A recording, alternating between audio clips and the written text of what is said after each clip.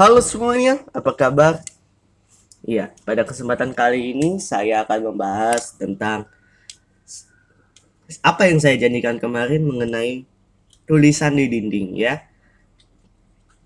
Kali ini kita akan baca di Daniel 5 ayat pertama sampai terakhir. Iya, jadi begini ceritanya. Raja Belshazzar itu adalah anak dari Raja Nebukadnezar ya. Jadi tolong bedakan karena kalian mungkin agak nantinya pikir Belshazzar itu sama, beda ya. Cara baca penulisannya aja udah beda. Belshazzar dan Belshazzar itu beda. Belshazzar itu Daniel, Belshazzar itu anak dari Nebukadnezar yang jadi raja. Ya, jadi tolong bedakan itu. Oke, lanjut.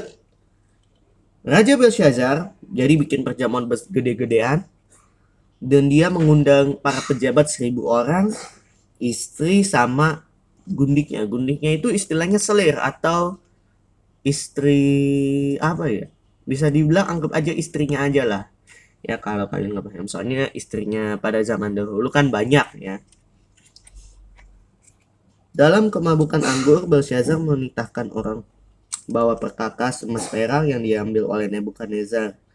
Jadi kan waktu itu Yehuda pernah dijajah, jadi ya udah barang-barang dari bait suci dipakai dong buat minum anggur ya.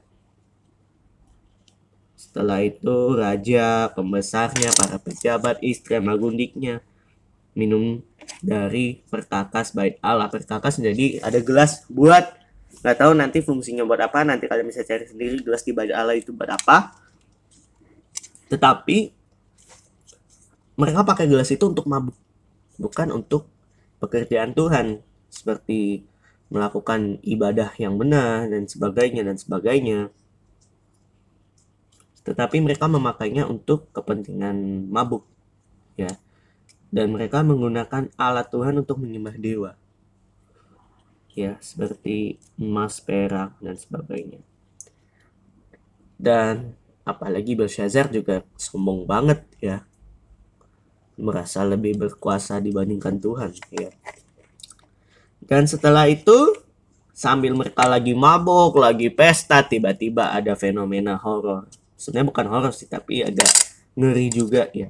Tapi ini bukan horor, tapi ini keajaiban yang dilakukan oleh Tuhan ya.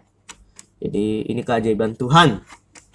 Tulisan di dinding, ada tangan tapi nggak ada orangnya. Jadi cuma tangan doang nulis.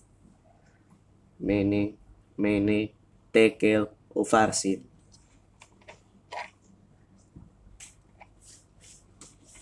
Setelah itu raja jadi kaget, pucet, wah, mukanya putih. Jadi gelisah karena kejadian yang mengerikan itu. Ya udah, raja memanggil semua orang ya. Semua orang, ahli jampi, orang pintar, semuanya dikumpulin. Ya.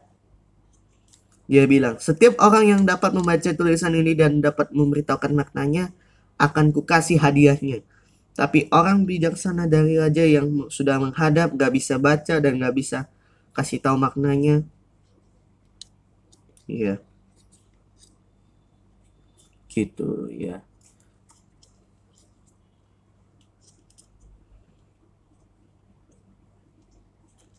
Jadi Belshazzar ngasih, ya udah, siapa yang bisa baca tulisan ini? Aku kasih hadiah. Sama maknanya tolong dikasih tahu. Tapi ternyata semuanya nggak bisa. Nggak ada yang bisa ngertiin tulisan ini. Mene tekel vaksin ini. Nggak ada yang ngertiin. Ya. Jadi tambah kacau tuh Raja Belshazzar. Ya. Setelah itu ada permaisuri masuk dan dia bilang, ada seorang yang lebih pintar daripada mereka ini. Ya. Dia lebih pintar dari segalanya. Ya, bahkan sejak zaman Raja Nebukadnezar dia juga sangat pintar. Ya. Baiklah, panggillah Daniel alias Belshazzar itu ya. Jadi artinya itu permaisuri mengatakan tentang Daniel dan dia meminta agar raja memanggil Daniel. Ya, setelah itu Daniel dipanggil dan raja bertanya pada Daniel, "Engkaukah Daniel atau Belsazar itu?" Dia bilang, "Yang telah diangkut oleh ayahku dari tanah Yehuda."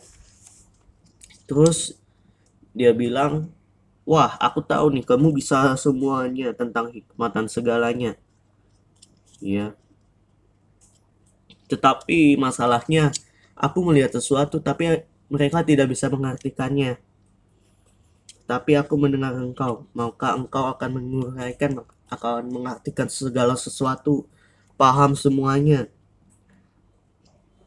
Ya, tetapi aku sudah menantang supaya siapa yang bisa baca tulisan ini, maka aku akan kasih hadiah. Jadi sebenarnya raja itu juga nggak ngerti itu tulisan apa, ya.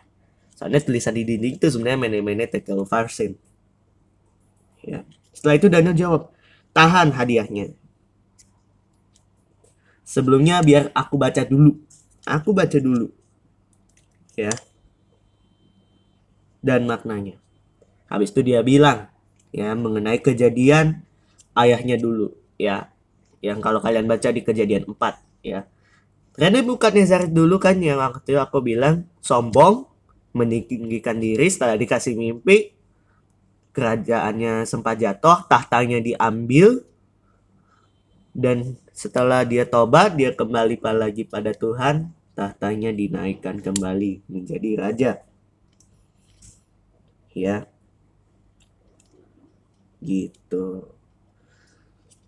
Terus dia bilang, "Tapi Belsazar anaknya kagak. Dia udah tinggi hati tapi tidak mau tobat. Udah sombong, udah mabuk. Ini dosanya banyak nih," dia bilang. Mabuk, memakai alat-alat yang dari Tuhan untuk kepentingan jahat. Seperti mabuk yang tadi. Ya, dengan istri. Memuji, menyembah berhala sebenarnya. Ya. Apalagi sombong, ya. Dan dia tidak mengakui kesalahannya. Ya. Dan oleh sebab itu Tuhan menyuruh tangan ini untuk menulis. Dan tulisannya yang seperti aku bilang tadi, mene tekel upharsin. Dan artinya begini, ya. Masa pemerintahan tuanku dihitung Tuhan dan sudah diakhiri. Artinya bentar lagi Belsazar meninggal alias mokat. Ya, tekel. Tuanku itu ditimbang dengan raca, ya, dan didapati terlalu ringan. Yang artinya dosanya terlalu berat dibandingkan kebaikannya. Ya.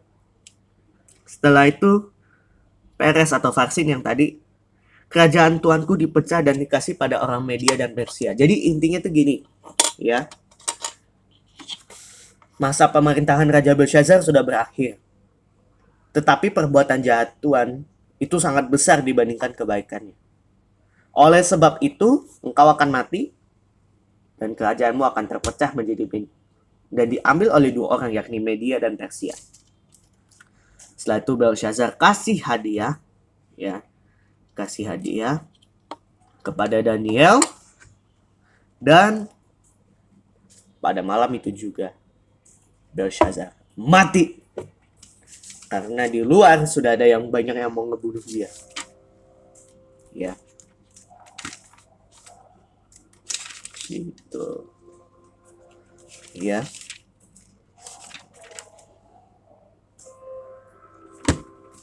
Baik. Sekian firman kali ini, kita membuktikan bahwa Tuhan berkuasa, itu yang pertama. Kedua, ya, siapa yang taat pada firman, dia yang akan selamat, ya.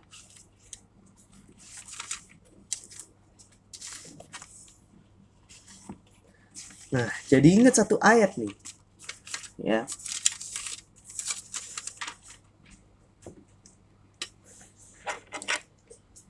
Yaitu Amsal 13 ayat 13. Kalian bisa baca sendiri. Siapa meremehkan firman, ia akan menanggung akibatnya. Tetapi siapa taat pada perintah akan menerima balasan. Itu ayatnya. Sekian firman pada hari ini. Banyak pelajaran yang bisa didapat. Tuhan berkuasa. Dan hati-hati, kalau kita sombong, bisa saja kita jatuh lagi. Ya, tapi kalau kita balik, ya Tuhan pasti mau orang yang rendah hati kok. Baik, sekian, terima kasih. Tuhan memberkati.